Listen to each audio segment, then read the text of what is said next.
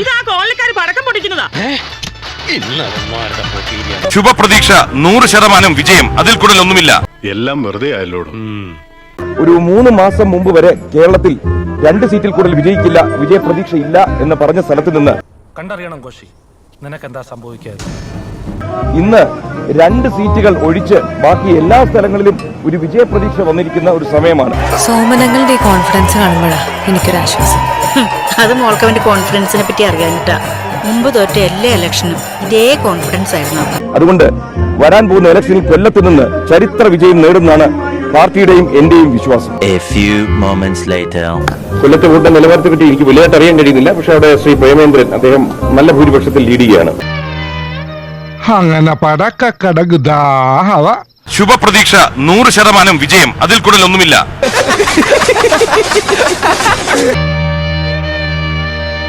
നീ വിഷമിക്കാണ്ടിരി. എനിക്കെന്ത് വിഷമം? എനിക്കൊരു വിഷമമില്ല. എനിക്കൊരു വിഷമമില്ല. മണ്ഡലത്തിൽ ഇറങ്ങിയെന്ന് പറഞ്ഞാൽ LDF തരംഗമാണ്. കണ്ണീര് തുടച്ചിട്ട് കുറച്ചുകൂടി വിശ്വസിക്കാൻ തോന്നുന്നു. നമ്മളിവിടെ ചെങ്കൊടി പാറിക്കും കൊല്ലത്ത്. അതിനകത്ത് സംശയമൊന്നുമില്ല. കണ്ടറിയണം കോശി, നിനക്കെന്താ സംഭവിക്കാതെ. തീർച്ചയായിട്ടും വൻ ഭൂരിപക്ഷത്തിൽ വിജയിക്കും എന്ന് തന്നെയാണ് രാവിലെ തന്നെ എനിക്കുള്ള വിശ്വാസം. എനിക്ക് കിട്ടിയില്ല, നിനക്കും കിട്ടൂല. അവസാനം നീ കരയും മോനെ. കൊല്ലത്തെ UDF ലീഡ് 10,000 കടന്നിരിക്കുന്നു. കൊല്ലത്ത് UDF NK പ്രേമേന്ദ്രൻ ലീഡ് 10,000 കടന്നിരിക്കുന്നു. അങ്ങനെ വലിയ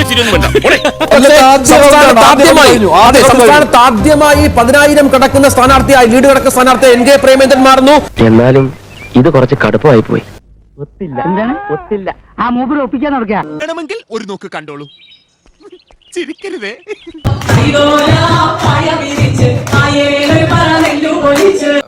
എന്താണ് ഒരു ചേർച്ചയില്ലായ്മ? അത് ഞങ്ങളുടെ ജാതകത്തിന്റെ സാറേ, അല്ല ശബ്ദത്തിന്റെ മഞ്ഞിന്റെ അതുകൊണ്ട് ശബ്ദമൊന്നും വിക്ടറി ആയിട്ട് തന്നെ വിക്ടോറിയെന്ന് പോകും. പിന്നെ 100% അതിനകത്ത് ഒരു തർക്കവും ഇല്ല. കളി തോൽക്കുന്നതിന് തൊട്ട് മുമ്പ് വരെ ശുഭാപ്തി വിശ്വാസം വളരെ നല്ലതാണ്. മണിക്കൂറുകൾ അതെ, വെറും മണിക്കൂറുകൾ മാത്രമേ ഉള്ളൂ. ഏകദേശം 2 മണിക്കൂർ ഏകദേശം. 2ാം തവണയും പാർലമെന്റിലെത്തും. അതെ, ഉറപ്പായിട്ടും എത്തും. കണ്ടറിയണം കോശി, നിനക്കെന്താ സംഭവിക്കാതെ. കഴിഞ്ഞ 5 വർഷക്കാലം ആലത്തൂർ പാർലമെന്റ് മണ്ഡലത്തിൽ ഒരു പാർട്ട് ടൈം MP ആയിരുന്നില്ല, ഒരു ഫുൾ ടൈം MP ആയിരുന്നു. അതിച്ചിരി കൂടുതലല്ലേ? രമ്യ ഹരിദാസ് ഞങ്ങൾക്ക് ഇവിടെ ഒന്നും ചെയ്തു തന്നിട്ടില്ല. ജയിച്ചിട്ട് പോയതന്നെയല്ലേ, പിന്നെ ഈ സ്ത്രീകളെ കാണാൻ പോലും ഒന്നും വന്നിട്ടില്ലല്ലോ, ഈ ഭാഗത്തേക്കില്ലല്ലോ. ഇങ്ങനെ ഒരു വിധി എഴുത്തുണ്ടാകുമെന്ന് സ്വപ്നത്തിൽ പോലും വിചാരിച്ചല്ലോ. എന്താ ഉത്തമ ജനങ്ങൾ നമ്മളോട് ഇങ്ങനെ പെരുമാറിയത്? തന്നെ ജനങ്ങളുടെ വലിയൊരു പിന്തുണ, അവരിൽ ഒരാളായി നിന്നുകൊണ്ട് ഇത്തവണ വീണ്ടും മത്സരിക്കുമ്പോൾ വലിയ ആവേശമാണ്. ആലത്തൂരിൽ മികച്ച വിജയം ആവർത്തിക്കുമെന്ന് പ്രതീക്ഷിച്ച രമ്യ ഹരിദാസിന് ഇക്കുറി പക്ഷേ കണക്കുകൂട്ടലുകൾ പിഴച്ചു. എന്നാൽ ഇങ്ങനെ ഉണ്ടാവും ഒരു തോൽവി.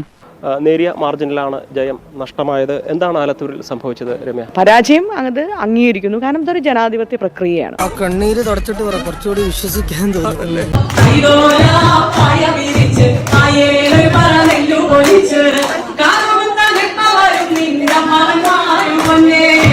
അങ്ങനെ പടക്കടകുദാഹവ എന്തൊക്കെ മേളമായിരുന്നു. പാട്ട്, ഡാൻസ്, കൂത്ത്. എനിക്കപ്പോഴേ തോന്നി ടമാർപടാർ എല്ലാം കത്തിച്ചാമ്പലാവുമെന്ന്.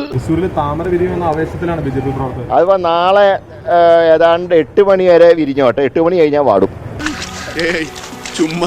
BJP കേരളത്തിൽ ഇതാ താമര വിരിയിക്കുന്നു, അതും തൃശ്ശൂരിലൂടെ.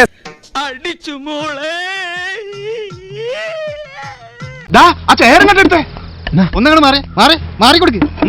ഇങ്ങോട്ട് ഇരുന്നാട്ടെ.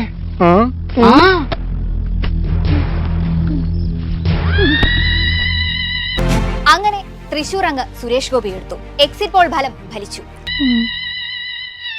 ഇതെന്ത് മറിമായും? എനിക്ക് ഭ്രാന്തായി പോയതാണ്, അത് നാട്ടുകാർക്ക് മൊത്തം ഭ്രാന്തായ. 3/4 ലക്ഷത്തോളം വോട്ടുകളുടെ ഭൂരിപക്ഷത്തിൽ സുരേഷ് ഗോപി തൃശൂരിൽ വിജയിച്ചു. 4 ലക്ഷത്തിലേറെ വോട്ട് നേടിയാണ് സുരേഷ് ഗോപി വെന്നിക്കൊടി പാറിച്ചത്. എന്നാലും എന്റെ പൊട്ട നീ ഇതെങ്ങനെ?